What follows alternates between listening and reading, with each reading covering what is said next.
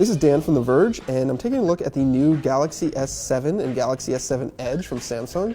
These are Samsung's flagship phones for this year. S7 is a 5.1-inch display, so it's the same size as last year, but the back has been curved, so it's a little bit more comfortable to hold. But the bigger change is with the S7 Edge. It's now a 5.5-inch screen. It still has that dual curved edge display, but the back has a slight curve to it as well to make it more comfortable to hold and easier to pick up off a table. The bigger screen is still in a compact size. You can see there's a pretty small phone. It's not much bigger than the 5.1-inch S7, and it makes it a lot easier to use in one hand and to slip in and out of your pocket, and yet still gives you a really big display.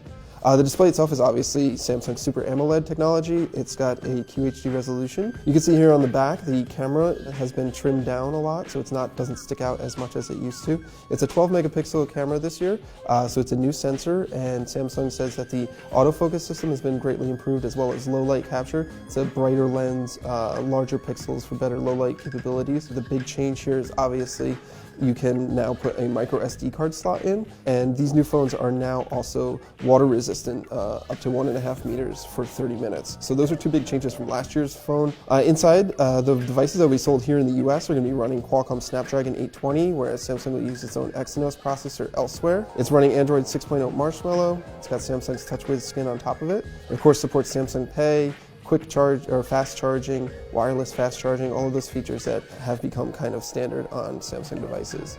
The one thing that's been updated for the S7 Edge is the new Edge panel here. It's larger, you can see more detail, you can get more information. One other feature that Samsung's added is a new always-on display, so you can see the time on the screen itself. It's not a wake-up or anything like that, it's just always on the screen. Samsung says that the S7 and S7 Edge will be available on all carriers here in the US, and you can expect them to hit stores on March 11th, and the pricing should be roughly about the same as last year's.